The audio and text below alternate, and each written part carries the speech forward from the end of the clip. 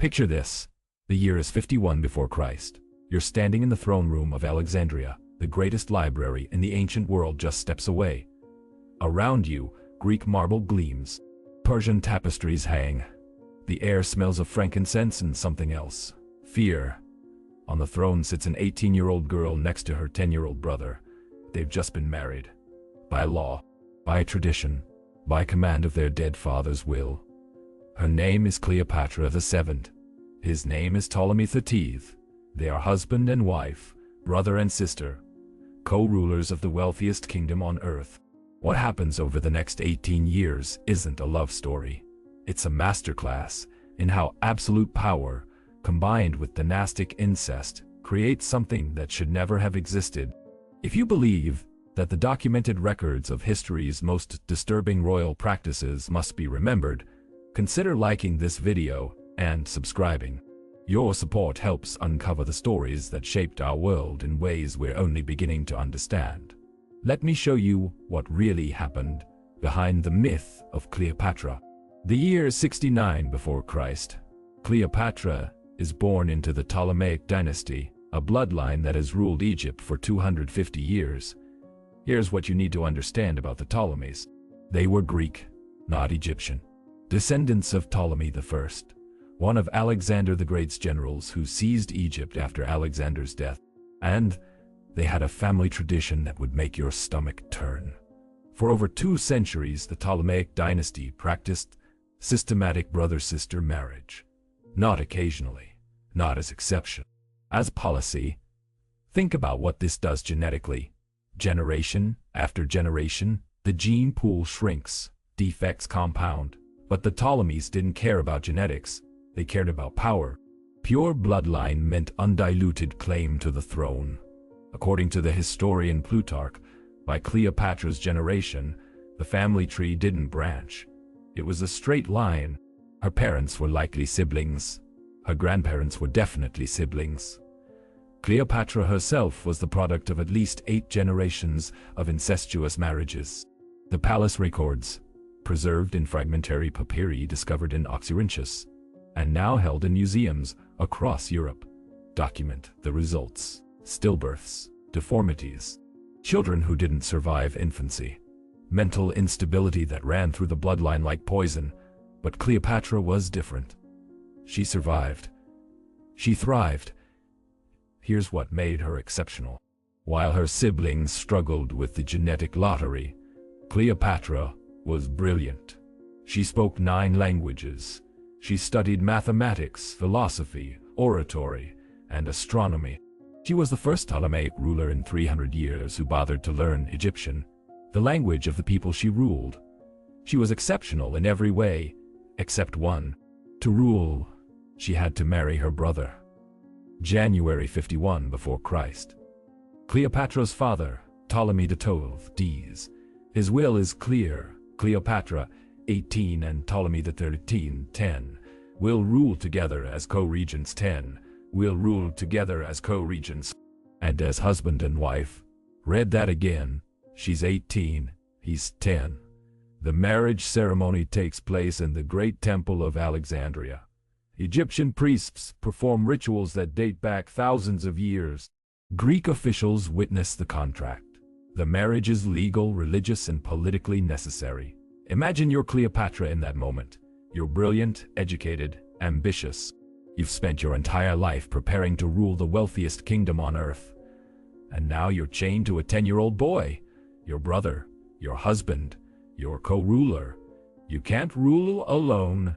Egyptian law demands a male co-regent. Your father's will demands this specific marriage. The priests demand the tradition continue. Here's what the historical record shows.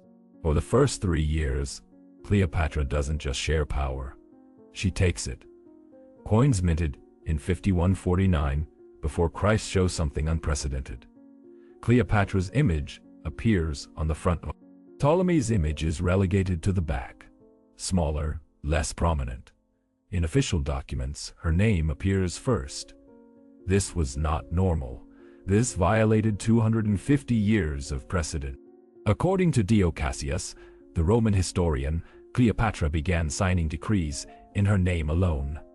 She appeared in public wearing the traditional pharaonic crown without her brother husband present. She received foreign ambassadors as sole ruler. Think about the psychology here. She's watching this child play with toys while she manages grain distribution that feeds millions. She's negotiating with Roman senators while he's being tutored in basic mathematics. The resentment must have been suffocating. But Ptolemy XIII has advisors. Powerful men who recognize that this boy king is malleable in ways Cleopatra never will be. 3 men in particular: Pothinus, the eunuch regent; Theodotus, the rhetoric teacher; Achilles, the general. They see what's happening. They see Cleopatra consolidating power. They see their own influence eroding. By 49 before Christ, they make their move. Cleopatra is 20 years old when the palace coup begins. It's not dramatic. It's bureaucratic. Officials who answered to Cleopatra suddenly answered to Ptolemy's advisors. Decrees Cleopatra issues are reviewed before implementation. Military commanders receive orders she never gave. She's being systematically erased from power by men controlling her child husband. Here's where it gets darker. According to Plutarch, Pothinus begins appearing in public with young Ptolemy, now 13, making speeches about restoring traditional order, about respecting the co-regency, about proper wifely deference. They're not subtle about what proper wifely deference means. Ancient sources suggest the advisors were pressuring Cleopatra to produce an heir with her teenage brother. Think about that level of control. These men don't just want political power. They want biological confirmation of the dynasty. They want Cleopatra pregnant with her brother's child to legitimize their puppet king. Cleopatra refuses, and in refusing she signs her own exile. 48 before Christ, civil war erupts in Alexandria. It's not armies at first. It's mobs, carefully organized riots that seem spontaneous but aren't. Crowds demanding Cleopatra's removal, accusations of impiety, claims she violated tradition. Achilles, the general, moves troops into the palace district. The message is clear: leave or die. Cleopatra flees Egypt with a handful of loyal servants. She's 21 years old.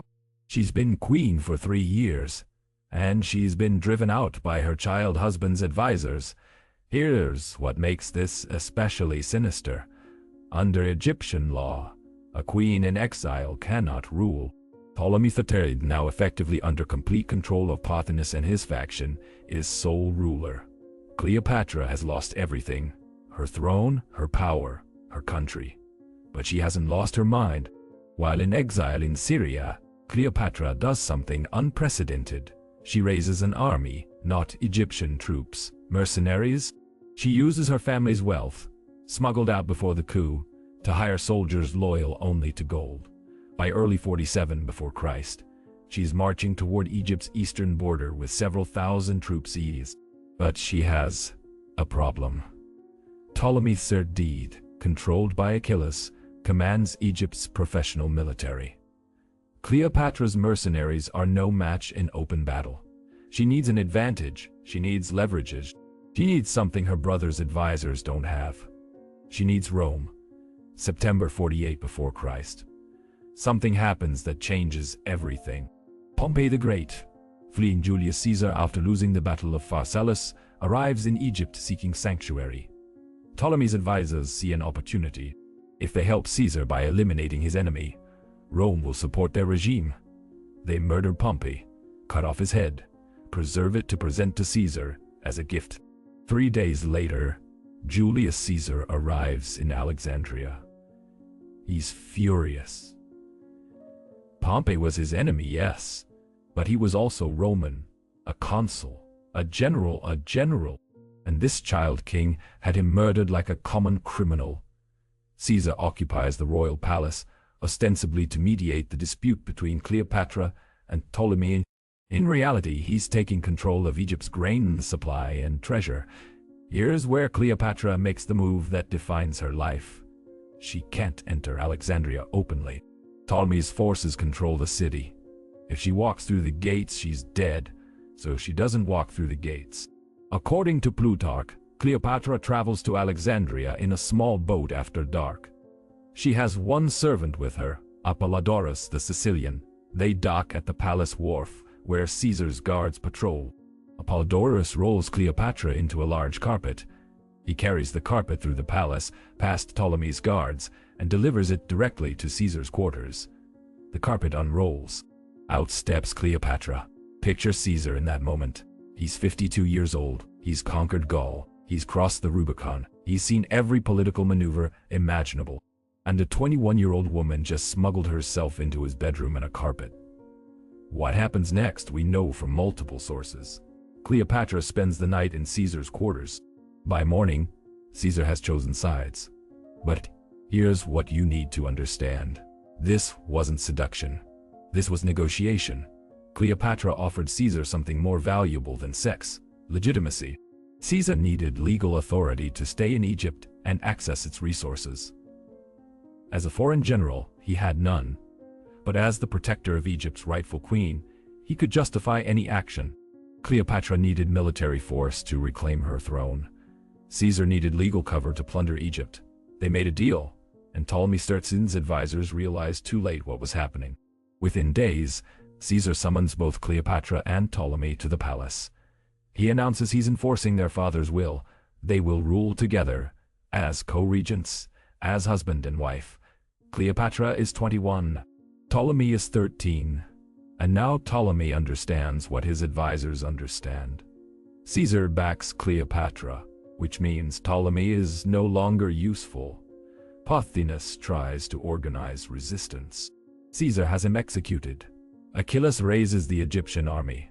Caesar defeats them in brutal street fighting that destroys parts of Alexandria, including sections of the Great Library. By January 47 before Christ, Ptolemy the is dead.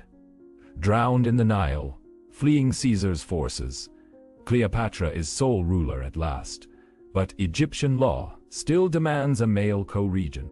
So Cleopatra does what Ptolemaic tradition requires. She marries her other brother, Ptolemy XIV.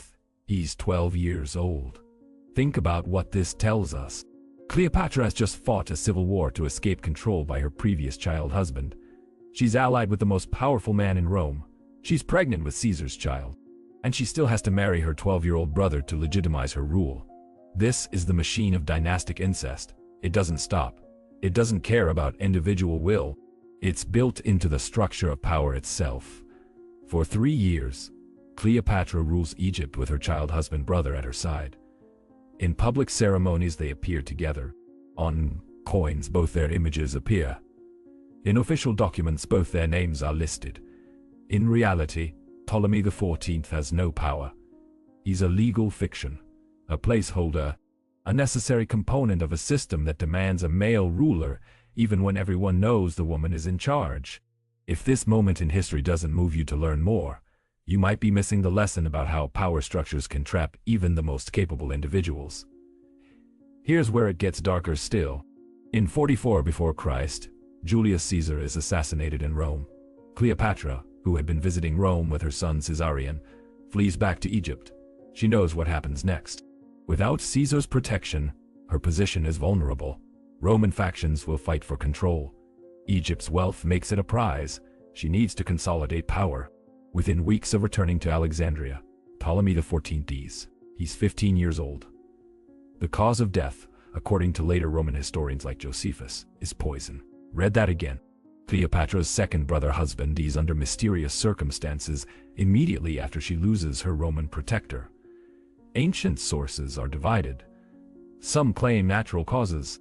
Others point out the convenience. Ptolemy XIV alive is a potential rival. Dead, he's replaced by Cleopatra's son with Caesar. Cleopatra names 3-year-old Caesarion as co-ruler. Finally, a male co-regent who cannot challenge her. An infant son instead of a brother.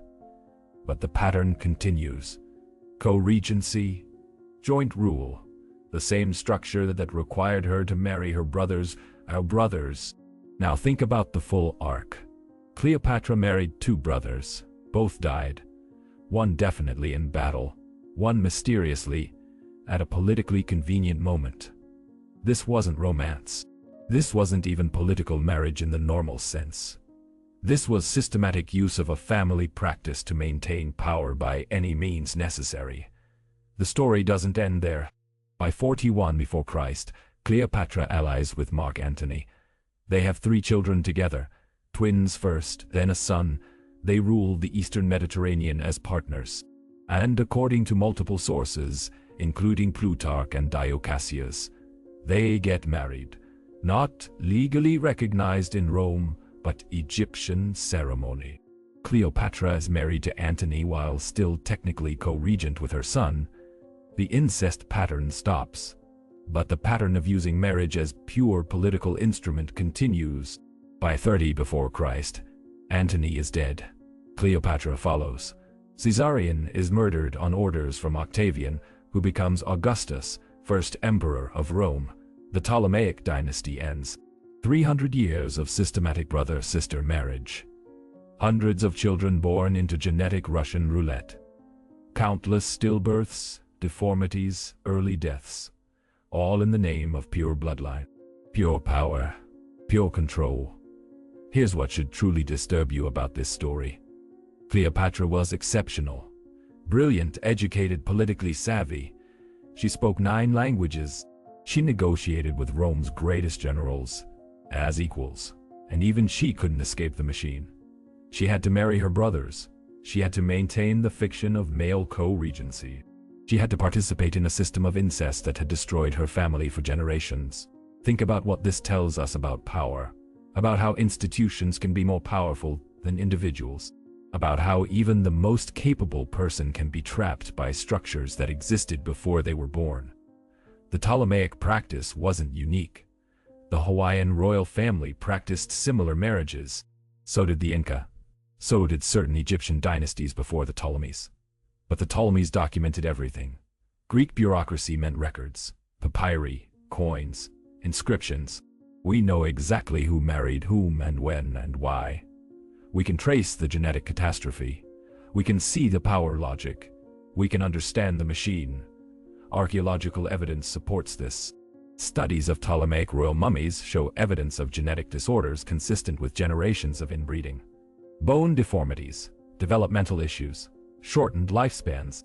The tomb of Arsinoe IV, Cleopatra's sister, discovered in Ephesus and studied in 2009, showed skeletal asymmetries consistent with inbreeding depression. This wasn't myth.